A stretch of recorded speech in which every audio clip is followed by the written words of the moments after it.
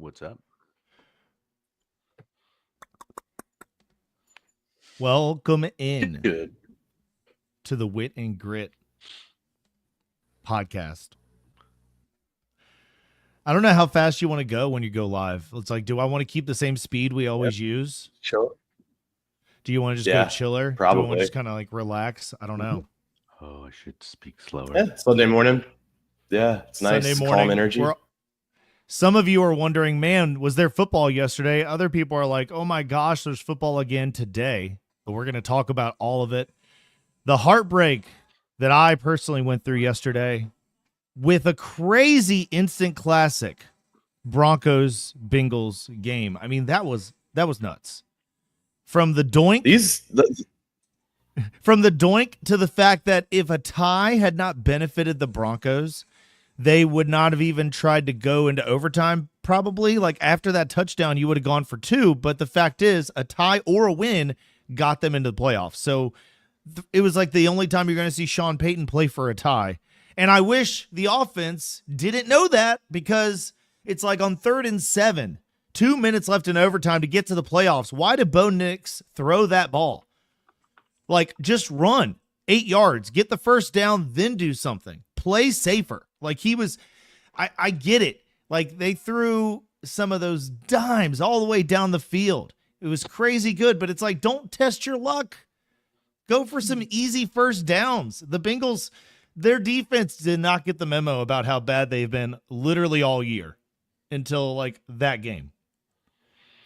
I don't know. The Broncos seemed like they could run the ball whenever they wanted. That, like you said, fantastic game. Like I was glued to my TV. I don't know why Denver, like, seemed like they could have just stuck with the run late and probably did what you were saying and iced it, or maybe even won it. So it was Bengals strange, coach. But man, Cincinnati's just they've been in so many of those games. It feels like for the past 5 years that you call like instant classics, whether it's late in the season or the playoffs. Like there's just something about the Bengals. They get themselves involved in these crazy games.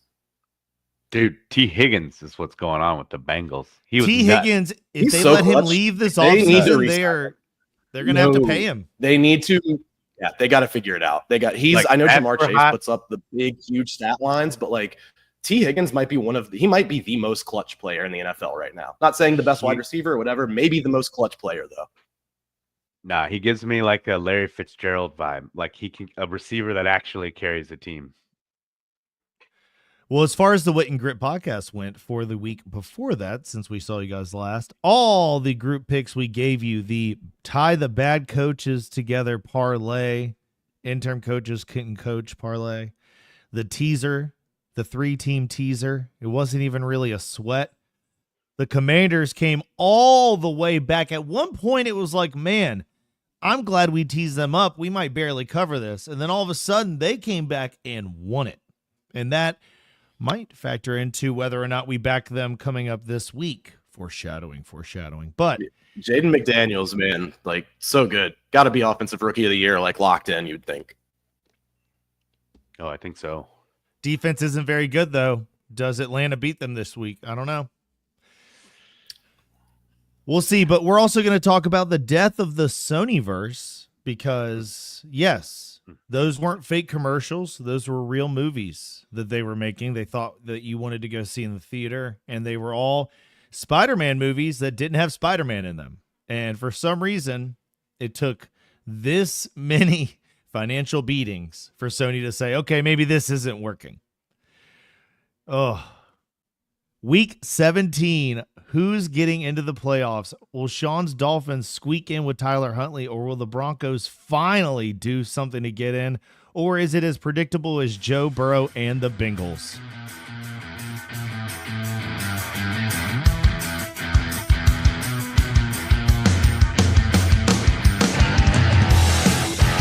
Welcome to Wit and Grit, where Ian, Sean, and Elliott break down sports betting, pop culture, or whatever's on their minds.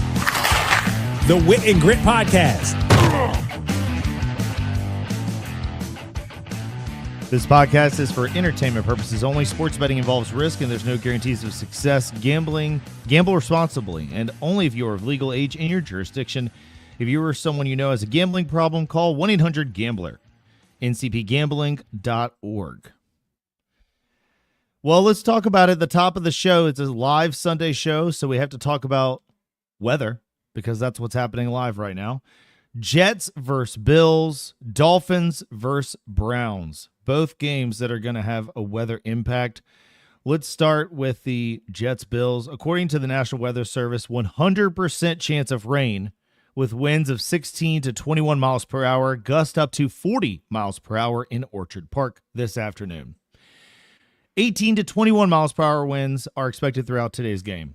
So Aaron Rodgers, Josh Allen, connecting deep downfield throws doesn't seem nearly as likely. Dolphins-Browns. Breezes for the Dolphins-Browns game are similar, 20 to 24 miles per hour winds. Gusts touching 44 miles per hour. But rain seems a lot more likely in Buffalo than in Cleveland. So the rain's not as likely in that one. I already bet the under on 45.5 on the Bills game because of the 100% chance of rain. The fact that Josh Allen already said in a press conference that they are in an interesting spot because they're locked into the playoffs and they don't want to give too much away. That he didn't say the Chiefs, but he's saying before they play the Chiefs, they don't want to give too much away. They got to take them down. So they're playing to do just enough to win. They're not playing to impress right now. I would argue Jets are doing the same thing, right? They're not trying to get hurt out there today. Right. I mean, like their season's done. They're Right. trying to like either earn a roster spot or they're trying to just not get hurt before next year and get a game check. I heard one former player say earlier this week that he said that he was in a locker room and like his rookie year and they were 3-13, the team. And he's like, yeah, the last 5 games, like if you think they're not in there making like plans, like they had this one player on the roster who was going to retire and it was like a big name. And like for the last 5 weeks in their locker room, instead of talking about, man, this is terrible, this sucks, they were talking about, man, we're going to play in this party big for him. And they just kept playing. And like sometimes mentally you move on. And I feel like if you're in New York playing for the Jets, that's a very easy place to move on. It's not like you're in Cleveland, you know? Shout out to our boy Justin, man. Jersey Justin, Chicago and New York are in the similar direct right now. He's waiting for his year. Sean is doing every kind of witchcraft to keep it from ever happening because he hates the Jets. So I would keeps argue working both for me. teams doing better than the Bears, actually. We are the Lions. We felt someone had to fill the Lions gap, and the Chicago fell like right into that rut. all right, let's get a couple of opening stats in real quick.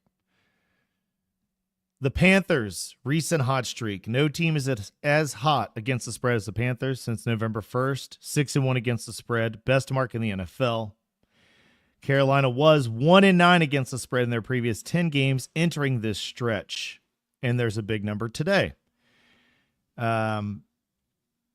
Josh Allen is on a streak of all streaks. Allen has covered the second half spread in 9 straight games.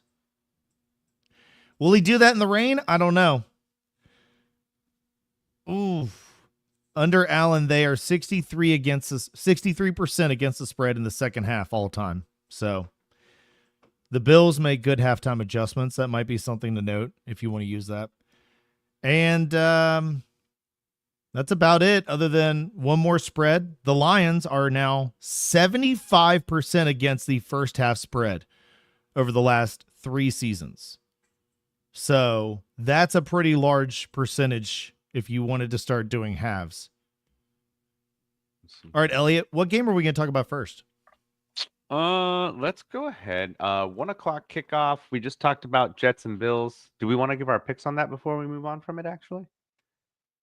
Or does anyone have anything to add? I've got the under on it. I don't know if I'm actually going to pick a team to win. I would say that if we're doing a money line parlay today, the Bills, depending on the number, even if it's rainy and windy, they're a team that's been running a lot better this year. Josh Allen is Superman. He's not exactly, I mean, you know, getting engaged in the same year and winning MVP wouldn't be terrible.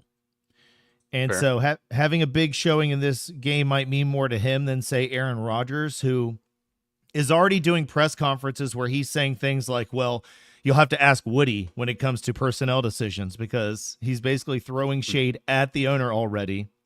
It's He over. played for a It's team that over. had no owner. Yeah, he used to have no owner, and now the first time he has one, the guy came in and fired everybody he signed up to work with. So, and half of the media says Aaron Rodgers was probably the one pulling the strings that did it, which probably makes him even more mad because I don't know. I think he's capable of a lot of things. I don't think he got Robert Saleh fired. I don't think that's something Rodgers wanted.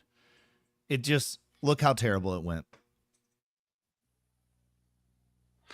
Fair. Sorry, pulling up stats too. The only other game he played, Josh Allen, you're asking in like heavy rain, was actually the Chiefs game. That was that ended in 52 points, like 30 to 22 or something like that. I don't know. We'll see, but I do like the under otherwise. Okay.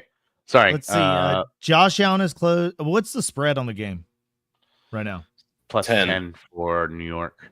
Josh Allen is closed as a favorite of 9 points or more 24 times. He's 9-13-2 against the spread in those games, including 4-10 against the spread over the last 3 seasons. Of 24 quarterbacks in that spot, only Patrick Mahomes has been worse against the spread than Josh Allen as that big of a favorite. So if we're going to take Buffalo on the spread, no thanks. But if we're going to do like maybe a 5-team money line parlay, that might be something that's interesting. Alrighty. I think, Well, if I'm not mistaken, Buffalo can lock up the 2 seed with a win. I believe so. So I kind of like, I don't know if I'm going to make it a best bet, but they'll probably win by 10. The only reason I don't want to take the 10 is the weather, because we have been. No, I hear you, but that's their element. Sean, but Josh Sean, Allen's listen. best highlight of the snow. Sean, all I'm saying is, outside of that snow game, the Lions have rewarded us when we take them on a big number, and the Bills have punished us all year. Every time we believe in them over 3, we've gotten screwed this year. They win the game close. Yeah. That's all I'm saying. It's just, that's how it feels to me. They don't want to give away too many plays. They don't need to win big. The Jets are barely trying. That's what I'm not making it a best bet. Yeah. All right, what's the next game? Yeah. Let's look at Carolina at Tampa Bay. Carolina is getting 10 points as well. Sean, do you have anything on this battle of the South here? Yeah, I don't know. Tampa's going to come out like going all in because they're still very much alive. And Carolina, while they've been looking better later in the season, I don't know. I think they might kind of get the big brother treatment today. Say what? Yeah. You got people fighting for their jobs, though, so I think they're going to be putting their Sunday best on, if that makes sense. Oh no, no doubt. I don't. Carolina's not going to roll over, but I think Tampa Bay is going to give them the big brother treatment today and kind of beat up on them. I might take this as a best bet. I'm not sure yet. I'll let you know when we're wrapping up on this game. I think the best bet is Bucky Irving over rushing yards. Ooh. Yeah, I think the Panthers have given up like 500 more rushing yards than the next closest team. Like, you can just gut them on the run, and I think the Bucs are part of that. And Bucky Irving's been great as a rookie, so it just feels like if you want to take it, if you don't want to do keep it simple, stupid, just like bet the rushing yards and hope that Bucky Irving stays very healthy. That's the only problem with taking a player prop over the team. Yeah. That's not a bad play. I personally teased the Bucks earlier today with another team, so I teased them down to like 3.5. So I already bet them. That's what I'm saying. You can get Baker Mayfield over 1.5 touchdowns again, which has just been hitting. Like, I think I'm going to take that one again. Mike Evans is 182 receiving yards shy of 1,000 yards, which would be his 11th straight season, tying Jerry Rice for most all time. So, passing touchdowns. And let's see. Yeah, so maybe I'm going to stay away from the spread and do a prop or 2 in this one. Sounds like we already have a tour right there. You want to tie those together? Would you tie those together? Should we tie a passing and a rushing prop together on the same team? Did you see what happened last night? Jaleel McLaughlin went over his total on rushing by the second quarter, and Bo Nix still hit over his 1.5 touchdowns. So did Joe Burrow. The only running back that probably didn't hold up his end was Chase Brown, who got hurt. I'm just saying games can go that way. We would need Mayfield to get 2 touchdowns and Bucky Irving to get at Elliott, least 89 rushing Elliott, yards. look up the score the last time the Panthers and the Bucks played. And which week was it? That's important because I've got right in front of me when Bryce Young turned it around. So when we see the score, we got to see if it's when he was bad or not. It was Or on did he December even 1st. play? It went to overtime. December 1st? That's after he turned it around, I think. Yeah. It went to overtime, 26-23. Yep. So, and he hasn't gotten worse. So it's a big number. If you were going to take a spread straight up, I think you take the Panthers. I just feel like the Bucks are playing for more, and it's their year to actually go take it. So that's why I teased the Bucks down earlier today with another team. I teased it down with the Colts, I believe. I'm looking it up to make sure that I'm not wrong. What about you, Elliott? You've been I don't awfully know. quiet for a I Bucks think game. I'm more inclined for the Baker prop than the Bucky Irving prop, but we'll see. Yeah, so earlier today I took a teaser. You can follow me on Pickett. I took the Bucks down to 3.5, the Colts down to 1.5. The Giants have no business winning that game. The Panthers have no business winning that game. You know, I mean, I get it. Canales probably wants to beat his old team, but if the Bucks can't take care of the Panthers this year, they're in trouble. Nope, I agree. I mean, I like it. I think we're going to circle around too during the parlay. I agree with Sean. Not my best bet, but I have pretty big confidence in 10 for Tampa. Mike Evans and Baker Mayfield reunited. Double LP World excited. And then Carolina's missing Xavier what's his name? Leggett still, right? Leggett. Not a lot of offensive Leggett, yeah. Yeah, I think And he's then a still good out. reminder that Irving's been rushing the ball real well. Like I think they're gonna get hammered. But we'll see. Let me give you 2 trash bowls if that's okay next. Oh man, is this the Raiders Saints? What's that? Yes, Is this- Raiders Saints. Exactly. See, I Thank just you. knew. I knew. You know what? It's a 1-point Apt spread. description. But Sean, do you have notes on this? You said Raiders Saints. Raiders Saints, yes. I'm still thinking about Baker Mayfield and them boys. Let's see. He gets me dazzled and dreamy eyed too. I understand. In New Orleans, the Raiders, both teams are officially eliminated and have been for some time. Forgive me, man. they're getting 2 points. Saints are getting 2 points. Yeah. And it's not even a Derek Carr revenge game, is it? Because he's not playing. I think the only storyline is Brock Bowers. Brock Bowers is rookie record breaker. I mean, it's just there's too many factors. I keep my chips away though. There's nothing sharp I got on this. Let me see. I'm peeking at New Orleans' schedule to see if they finish on. All right, New Orleans does finish on the road. This is their home closer. Both teams are bad. I like New Orleans to cover. It's their home closer. They want to give their fans feel good on the way out. They just got blown out. They just scored nothing against Lambeau. That doesn't worry you? Yeah. That Spencer Rattler. Packers are a much Carr's different not even team healthy, than is he? Yeah, that's true. don't think so. I'm not back. I'm keeping my money away from everything but Brock Bowers. He has got 99 receiving yards last week. He's up to 1,067 receiving yards. That's the second most in the history of the NFL by a rookie tight end since Mike Ditka, 1961. So I think that if the Raiders are going to do one thing to try to save their season, they're going to just throw it to Bowers. So maybe that's another player prop. I mean, this is something I talk about. We talked about this last year, Sean, but it's this time of year where it's like you don't know which team is going to mess around and win some of these kind of like who cares games.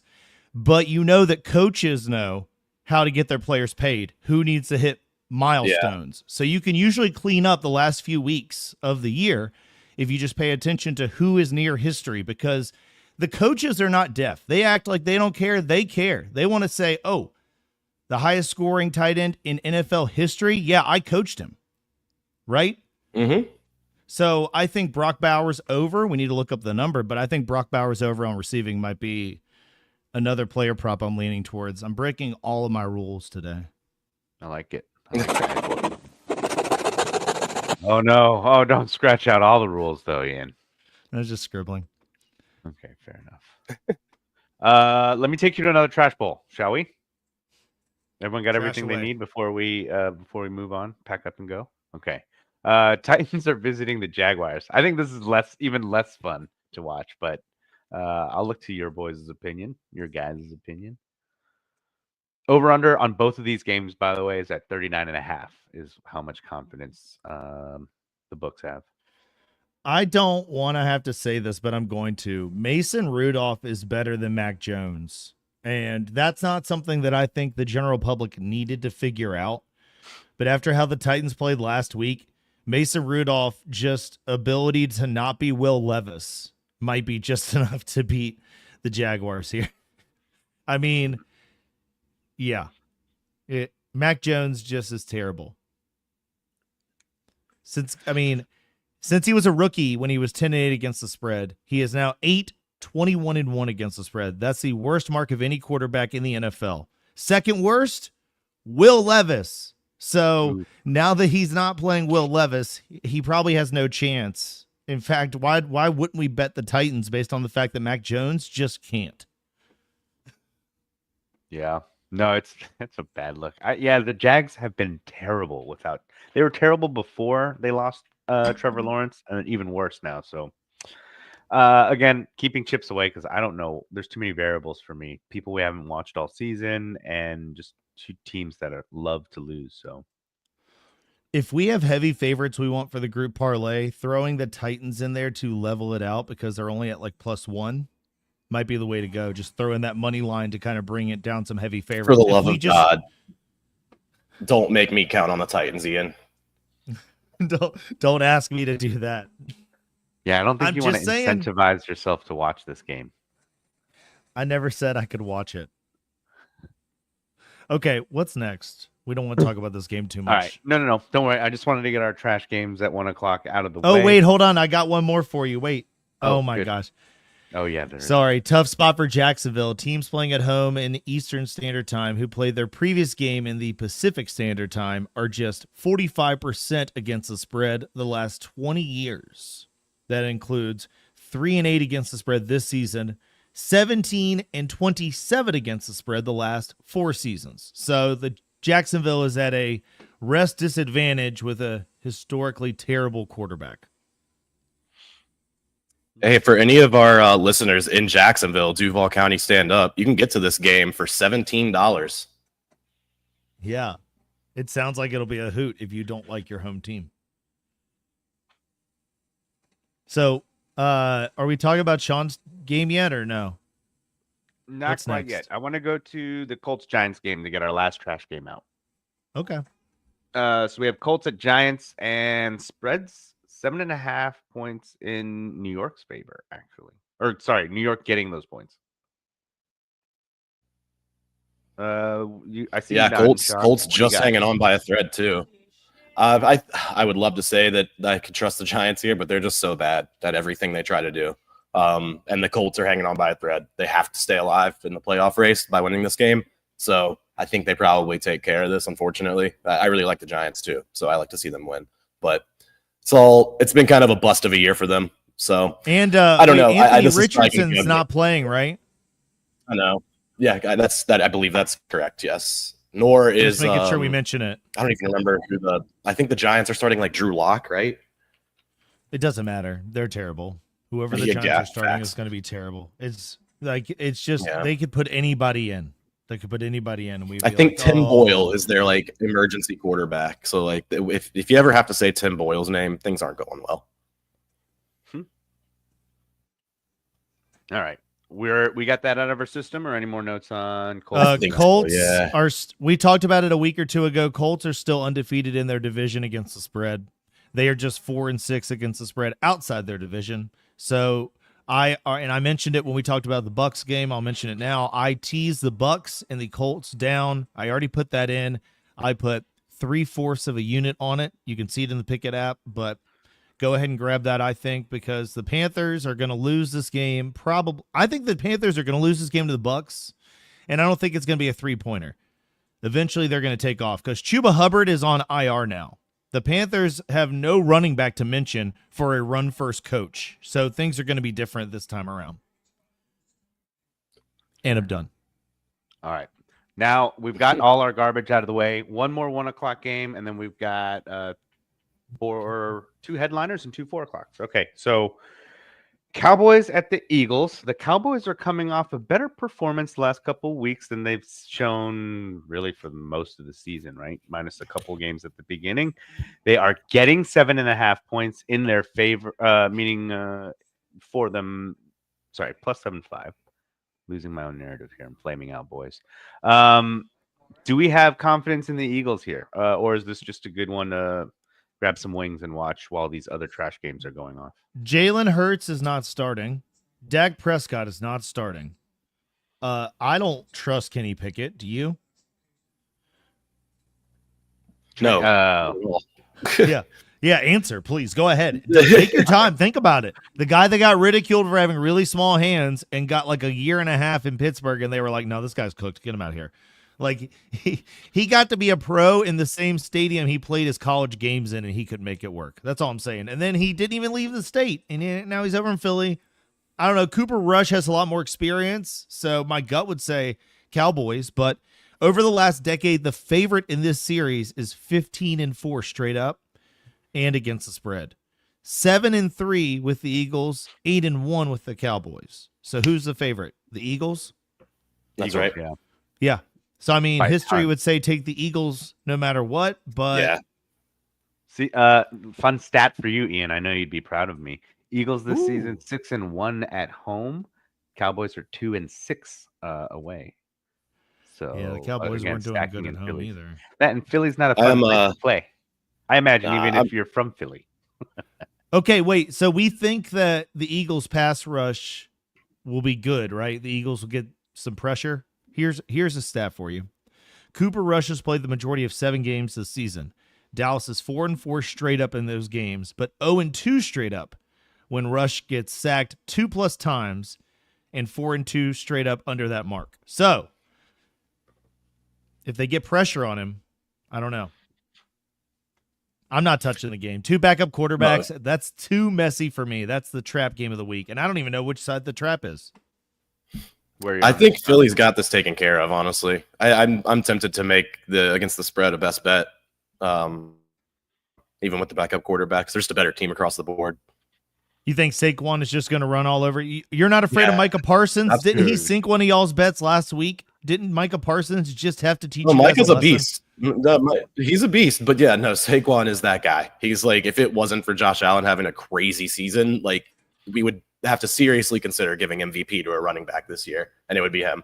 But What is the spread? I think they're going to be just fine. So you're taking the 7.5 hook? Yeah. I'll go ahead and make it a best bet. You can put it down for me. I'll write it down. Okay. I'm not touching that. Talking with his wallet.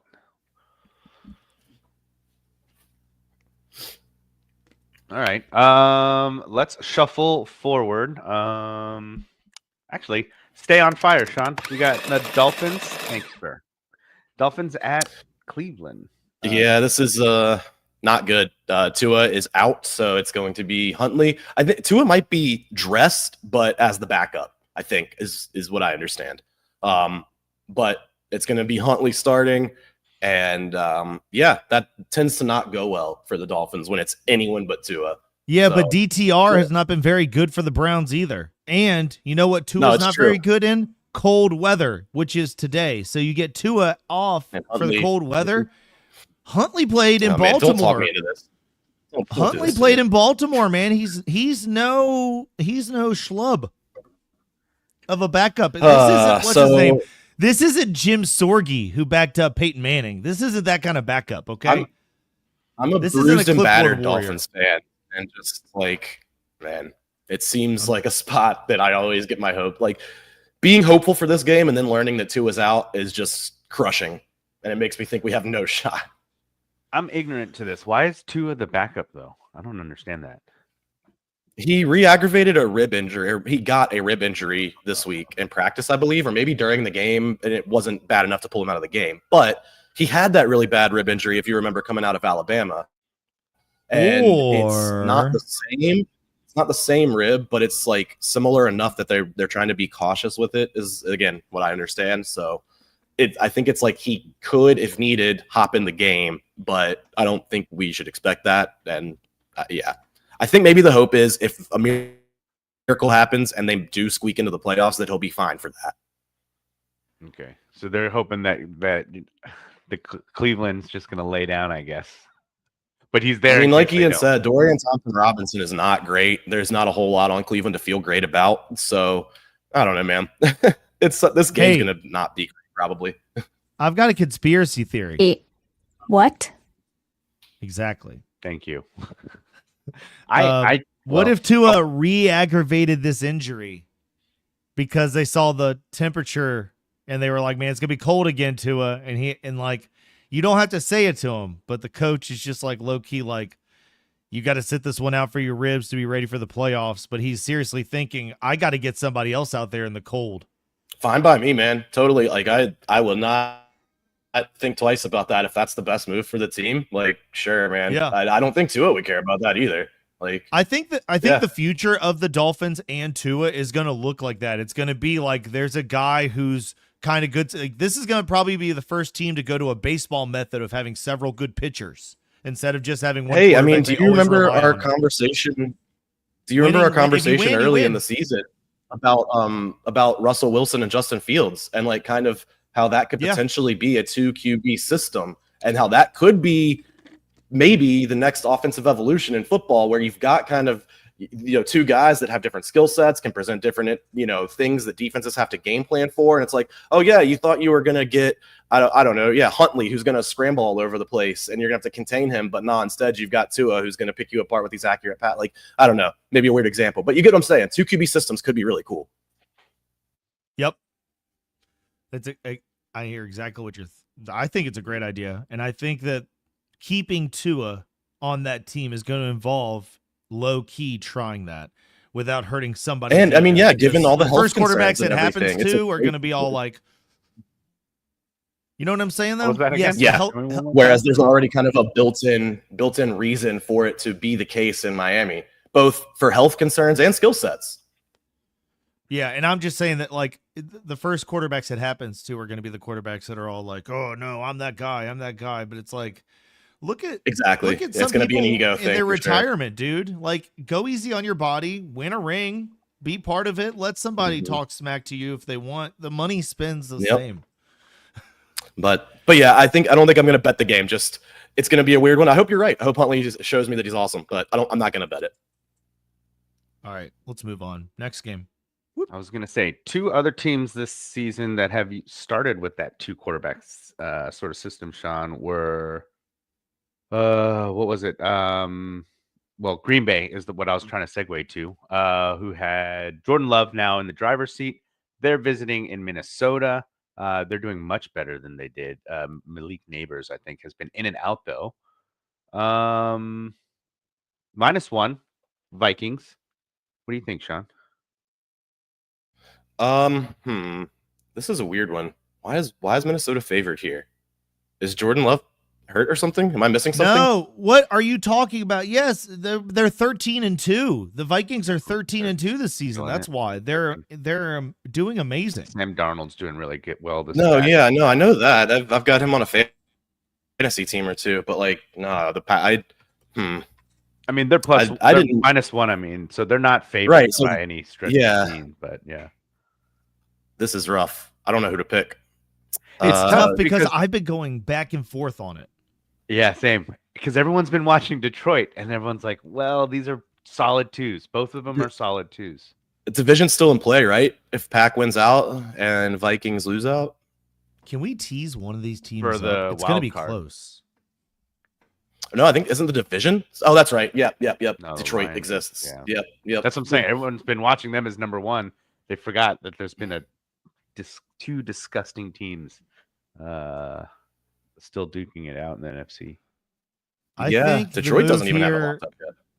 Well, here's the thing, guys. I don't know. Matt LaFleur has done a great job with revenge on the line. Follow me here. Basically, losing his team's last game versus the same opponent. Packers lost to the Vikings back in week 4, 31-29.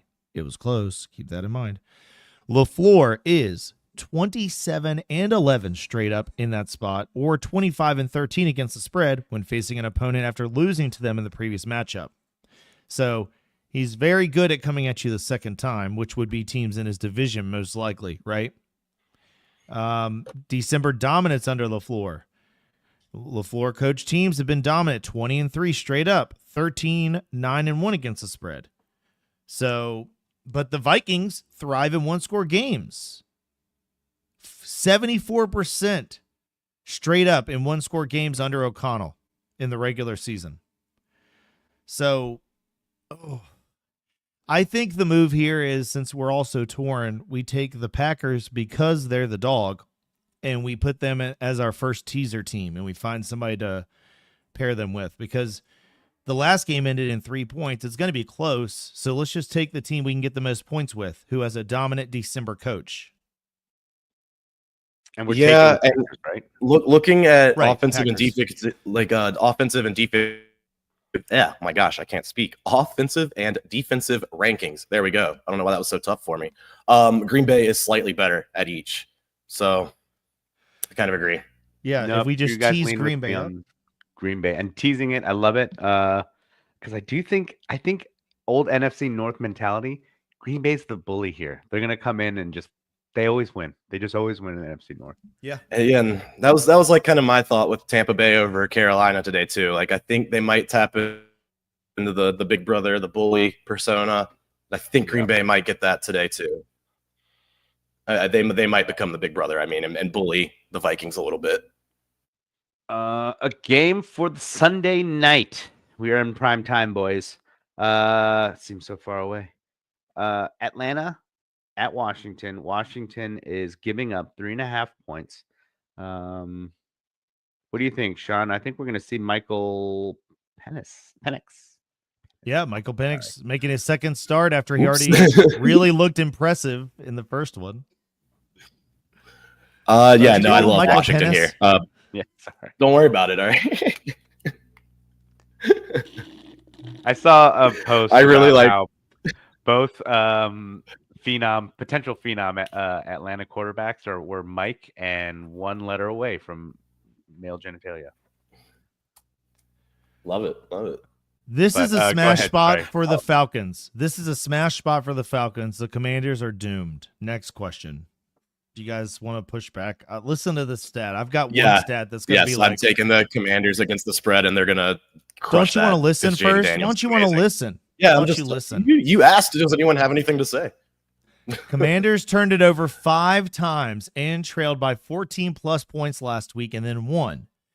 Teams in that spot, listen to this, are 3-201 straight up over the last 20 years, covering just 6 of those games. 3-201. So, like, just the amount of effort and work it took to win that game last week against the Eagles, a division opponent. This is a big upset spot for the Commanders against the Falcons, who have more to play for. The Commanders are not going to catch the Eagles with the Eagles' cushy schedule. So Typically, those teams that turn the ball over 5 times and still win, like you just said, those are like bad teams that just got lucky. Like something crazy happened. Last week was a good team that played a bad game and was able to overcome it anyway. It's different. no, Michael Penix. Also, you're discounting Michael Penix. It's not like they're playing Kirk Cousins. They're playing Michael Penix. He was 9th in EPA per play last week, 8th in success rate last week. But I mean, I'm going to win Giants, money so with Washington against the spread. At Washington, dude, this is easy. And it's never easy beating the Eagles. So when you do, there's a natural letdown. Teams after beating Philly this year are 0-2 against the spread in their next game, including 21-2 against the spread since 2020, the least profitable prior opponent in this spot in that span. Yep, I'm taking This is one of my favorites, if you can't tell. I'm taking this one as a best bet. I am going to calm myself down, so I don't know if this. Which will side split are or you not, taking? Tom. I was hoping I could But talk I'm- you guys into the Falcons as our teaser for the Ian, Packers. listen, No? you never want to listen first, is what someone once said to me. Who was it? I think I want to take the. Yeah. Were I'm you taking listening? the comments, but I'm gonna back it up to the money line. I want to back it up to the money line because at minus 185, it's still worth my money, and I've been really burned this past couple weeks. So I'm going to slow my roll, get back into a good streak with taking Commanders on the money line. If the Commanders' defense wasn't so poor, I would like to. I mean, executing in the fourth quarter has been an issue for Washington, even after the big comeback last week. Terry 4-11 McLaurin against the spread dude. mark in the fourth quarter, tied for the second worst record in the NFL with the 49ers and Chargers. So, like, sorry, go ahead. I'm just saying that if they're not winning by the fourth quarter, the bet's dead. Yeah. Statistically. I do like, as a homer note for this game, this will be a really fun, cool game on primetime TV. You boys know what DC fans normally are like. Like, this is a different year. I've never seen DC football like this, where people are pumped for the games. They want to be there. They're like actually cheering them on. And it's going to be Sunday night with like a meaningful game that's pretty 50-50. Like, I think this will be a pretty high energy game for this. We were talking earlier in the season on this podcast, you know, around week 6, 7, whatever. Like, we were watching them become an NFC powerhouse. We were watching this home field advantage take shape. Like, this has been really cool. And yeah, I totally agree, Ellie. This is going to be a party tonight. It's big game, big win. Hopefully it's feel good, but we'll see. Maybe DC Sports. I don't know. I feel like you got two rookie quarterbacks squaring off, and you only have 1 week of tape on one of them, and you have an entire season of tape on the other. No, you're right. I forgot about that matchup. Go ahead. Yeah, Drake London, Kyle Pitts, all these guys that everyone drafts on their fantasy team. They got a guy who's a left-handed quarterback that nobody prepped for coming in, who's now the most profitable quarterback for Raheem Morris as an underdog. Fun fact. So I'm so close to just playing contrarian and betting the Falcons to go against you guys, but it's not a bet I've actually made yet, and I don't know if I want to beat Elliott. But Washington, I'm thinking about it. Washington thinks they can win this division, and I don't think that's Washington cannot win this division. Mathematically, they can't. They've only got 2 weeks. Aren't they 3 games back? The Eagles have not locked it up. No. They just have to beat the Falcons, and who do they have next week? The Cowboys? Let me tell you right now. That's right. They're in Dallas. Yep. Whereas the Eagles finish against the Giants. So yeah. Oh, unlikely. Yeah, unlikely. The Eagles are good. That's what I'm saying. That's my whole point. Is this is a big upset spot for a young team that doesn't know how to persevere in the tough spots. Like, they're going to get up for the playoffs, but this is the spot where the Falcons can come in and easily upset them, I think. It feels like the only reason they won't be is because Raheem Morris is a bad underdog coach. So that might tank them. That's the reason I haven't bet it. So if you guys are back in the Commanders, good luck to you. I'll stay away. I won't be whichever one of the witches is bad and wicked. Well, Ian staying away is something we haven't been able to accomplish yet, Sean. So pat yourself on the back. We did it. If you've been following me on Pickett, I have been on fire this week. It has been the perfect week since last Sunday. We've been hitting it. Even with the Broncos not covering the Marvin Mims props, we rode the ladder. Cash there. So please follow me on Pickett. That's where all the good ideas come to me. And I've already given out one best bet. It was a teaser. I'm going to finish off a team with the Packers here in a minute, and I'm going to give out all my best bets are going to be teasers. That was a live sound effect, by the way, children, for those of you who want to grow up and be a live professional radio guy like Ian. Last game on the docket, going back to where we're comfortable. I know we had a rocky week a couple weeks ago, but the Lions at the Niners, the Lions are giving up 3.5 points. I should say just 3.5 points. I'll let you all open this up, though. I definitely have this on my sheet for this week. Yep. This is my last best bet. Detroit -3.5. I'm hammering that home. That is easy. What a surprise. You guys are taking the Lions. So, yeah. Dude, I mean, 3.5 points against the Niners right now. The Niners are kind of a dumpster fire. Yeah, I mean, I'm not taking the Niners. I'm not even going to pretend to. But I'm just worried that if anybody gets hurt, he might change his mind. Well, because the thing is, the Lions don't. He said that. I feel like Dan Campbell. I heard this a couple places. They said Dan Campbell would probably tell you if he was going to sit people. He's not just going to like all of a sudden upset the apple cart and not start people. But the 49ers have more to play for. So, but the NFC North's dominance over the rest of the league, we've talked about that.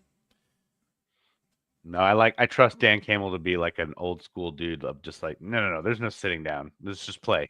Like, you don't have to go balls to the wall and get hurt, but let's just play. But Yeah. I think Sean and I are both in. This is my conservative bet. Again, going with Commanders money line. Detroit taking the -3.5. Easy for me.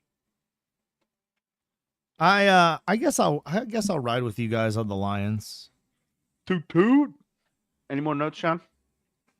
I'm thinking about betting the I don't think Titans. so, That man. might become a bet. I don't know. Statistically, I just don't I see would how the never do that. Jaguars win this game, dude. I just don't understand how they're going to do it. No worries. Well, normally I'm trying to manage the time crunch, but we're live, so you guys know the games are showing up. Let's get our teaser in. And actually, Ian, what do you got? You said you had something on docket for your best bets for teasers. So the one I already gave out was teasing the Colts and the Bucks both down. I did that already. That's already in. Had that in all morning. The one I'm working on now is I have the Packers, and I need a mate. I might be taking the Bills down to win by maybe 3, but 3 is kind of a number. I have them at 2.5. If you tease it, it's 7, right? Or The 6. Titans are a 1-point dog, and I don't see how the Jaguars win this game. So maybe I tease the Titans up. Would that make you guys? Would you be comfortable doing that? Titans up 6. It teases you, gives them. If they lose by a touchdown, it would push, but you don't really want. No, but. I think they could lose though. I'm not confident. I like. Okay, what about the Eagles down? Since What if that you did? I don't know how this always works, but what if you did the Jets and give them 7, like up to +17? I don't want to do that because Sean's right. In the snow game, the Bills ran all over that team. So with bad weather, you do run Can the we risk flip of that? Josh Allen beating the. That's why I said let's just tease the Bills down 7 instead of teasing the Jets up. Let's not overthink it. Yeah. Because if you take the Bills are at what 10 right now, I'm seeing Yeah. on the book. Mm-hmm. On the book, I'm doing the teaser on. Let's see what we got here. They need to find out a better way to switch between books. Not that we have a problem, but you should be able to move more quickly. I'm with it. Let's do. Okay, so if you take the Bills and the Packers and you put them in a teaser, you get the Bills at -4. You get the Packers at +7. Pays out -120 on one book we have here in Virginia. A couple other books. You just got to be careful where you put your teasers in. I have one book that I trust that usually gives me a good number. FanDuel will give you some random number. Bet365 will just sometimes not even give you a number until after you put the bet in, which is seems kind of crooked. Maybe you guys should look at that glitch, Bet365. But I think I'm going to put a full unit on that because I feel good about it. Bills, Packers. Boom. That bet is in.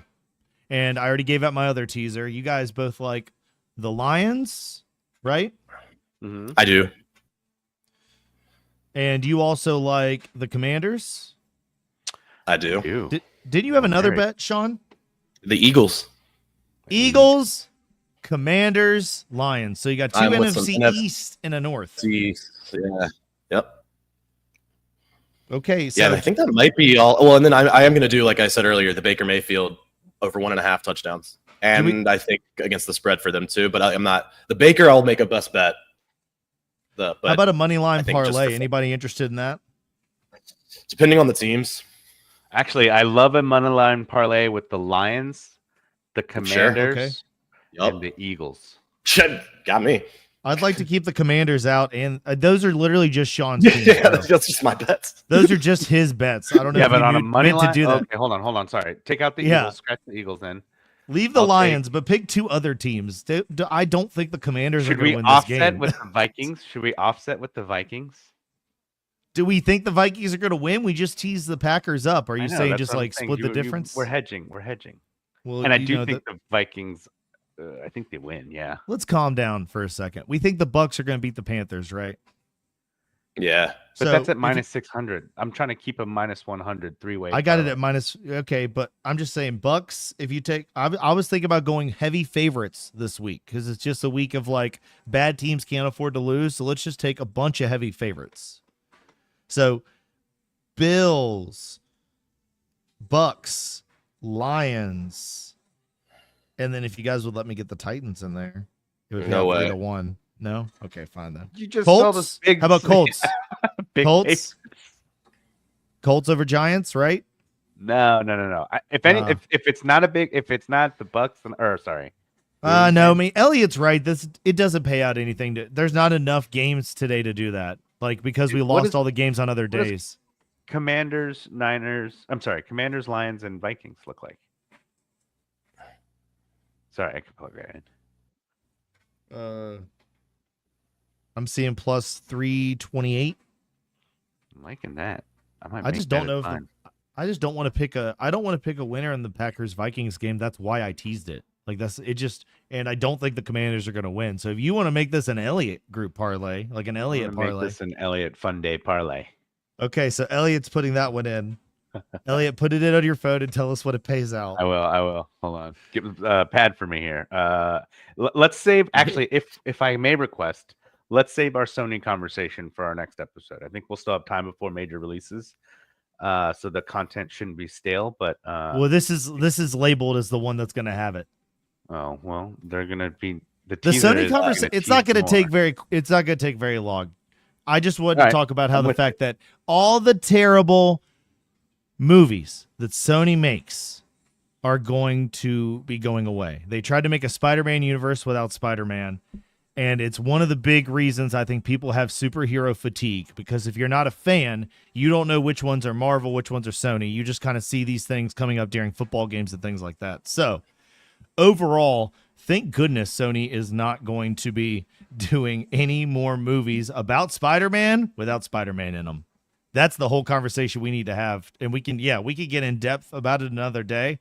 But the news that's out from Forbes and other places, Rapid Podcast had it, a lot of places like that had it. They said Sony finally said we're done, because they just come up with these terrible ideas with these characters no one cares about.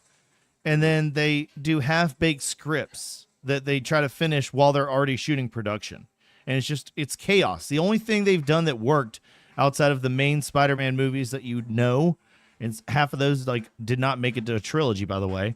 The only thing that worked was the Across the Spider-Verse stuff, the animated stuff, where I feel like they physically couldn't make these same mistakes with production because you didn't have live action. You couldn't just go.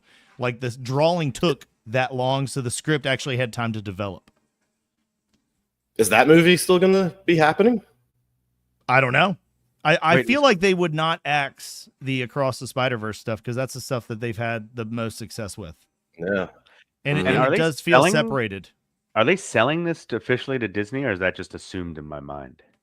No, Disney still has all the rights they need to use Tom Holland and Spider-Man, but I think they might be more open to just giving it back to Disney because they're just, I don't know. They waste all the money they're making, it feels like, by doing these terrible movies about Kraven the Hunter chasing down his dad. No one cares about Kraven the Hunter. I'm pumped about Kraven the Hunter, actually. Did you go see it? It's been out for weeks. See, you didn't care about it. That's why these are none of us saw it. Yeah. That's why it's canceled. Sure. I haven't seen Venom 3 yet. My girlfriend accidentally had to see Madam Web, and her takeaway was it's terrible. Really? I thought a lot of people were pumped to see that one.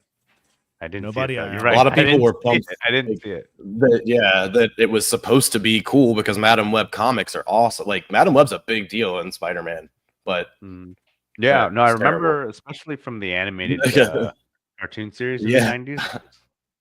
Well, they tried to change it completely from Madam Web, and then they tried to just be like, okay, well, here we go. They were like, okay, now let's just put a bunch of random spider people you don't know in this movie. And again, none of them are Spider-Man. We didn't even use Venom. They didn't even use Venom. They just were like, here's a bunch of new Spider-Mans. Yeah, the Venom was a flop because they tried in the first series with Tobey Maguire, which was arguably one of the worst of the Sony Marvel productions. Oh god, that Venom was awful. It's when Tobey Maguire did that gothic dance number, that dance jazz number, remember? When he was all slapped Kirsten Dunst in the face.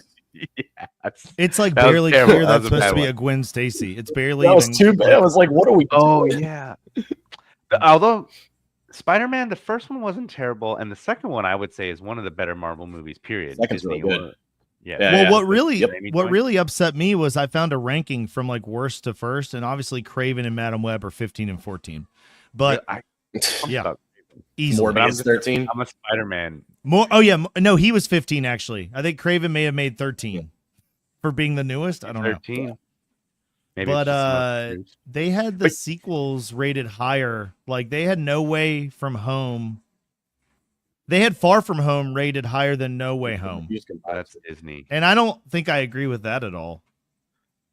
No, like I Far don't From at all. Home. The UK one, the one where they're in DC. Yeah, no, the UK one. The UK UK one. That's like I think that's the weakest of the three. It's like got a good twist Yeah. at the end, but most of it's kind of just establishing a status quo for a bunch of threads that never get delivered on. Like Samuel Really? Jackson's an Alien. Like that turned into the worst show they've done ever, in my opinion. Secret Invasion. Yeah, but it's wasn't a required. tragedy. Mysterio to be was based, yeah. Wasted. Mysterio's wasted. Like, yeah, but No Way Home was like a huge hit where they get all three Spider-Man to do the meme and do all that stuff. I think that was a way better movie. Mhm. I would argue that's where Yep. Disney's coming in to make their stamp that it's like you guys got to stop worrying about what you know and we're just going to take this off. And which Disney, we were talking about this on our pre-show game talk, is like that's what Disney does so successfully. It's like we understand the nerd stuff. We're going to like throw you your shout outs where it's needed, but we're going to take this story the way we're going to take it. And trust me, like Guardians of the Galaxy, you're going to love this. Never heard of these nerds before, but you're going to love it. Because you're right. They detached a bunch of stuff. They showed us a few clips of Mysterio, but then they're like, we're killing him off. We're giving a whole different story at the end. And then Mary J, MJ, they kind of separate her in that second movie, right? Where they're kind of like, wait, Yeah. she's different in Homecoming. It's not the MJ we know. And in the second one, they show you completely like the whole relationship's different. She knows him from London, and then right when they're about to do that, they're like, we're going our own route. And it kind of set the stage for 3 to be as thrilling as it was, because it's like no one knew what to expect. There's no canon before that's like kind of being copied. I don't know. But sorry, I digress, because it's back to Disney showing genius. Like Sony continues to flop. Like how is Venom bad? It had Tom Holland. It had Venom. The CGI is much better than it was when Tobey Maguire was in. Like, how did that Venom, flop? the What was first bad? The Venom script was terrible? okay. Well, the first Venom Yeah, and yeah. the second Venom did well enough to where they made a third one. But the third one just kind of fell flat because people Why? just How weren't was it so bad? invested. I think Yeah. we're all like, where's Venom needs Spider-Man. Like that's the whole thing. Like That's what? fair. I'll give you that. Yeah. The voice Yeah, acting that's for my Venom hang was up. also like really corny, right? It was corny.